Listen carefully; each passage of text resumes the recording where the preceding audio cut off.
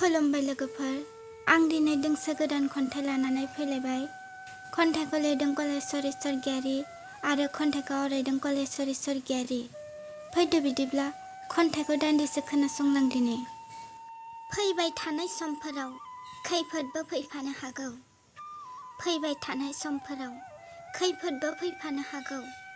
गोसोखौ लोरबां दाखालाम, गोसो हमथानानै जुजि। समनि खैफोदफोराबो आनज्रायलांगोन, समनि खैफोदफोराबो आनज्रायलांगोन। सोरखौबा सोगाबनानै गाव माब्लाबाबो खुसि जानो हाया। गसाइया नेनानै थागोन, सानसे सोगाबहोगोन बेखौबो। गसाइया नेनानै थागोन, सानसे सोगाबहोगोन बेखौबो। गोदै गोदै बुंनानै दा गोजावहो, गोखा गोखा बुंनानैबो दुखु दाहो।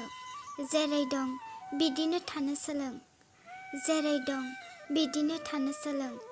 बयजोंबो अनजागोन, बयजोंबो गोरोबनानै थानो हागोन।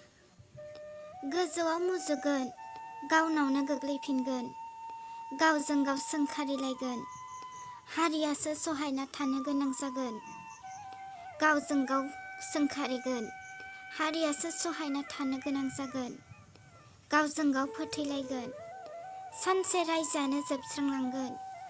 गावजों गाव फोथैलायगोन, सानसे रायजोआनो जोबस्रांलांगोन। गोजान दाजालाय गावनि आंगोफोरजों, दुखु सुखु सहायनानै था। मानोना गासैबो गसाइनिसो थिननाय।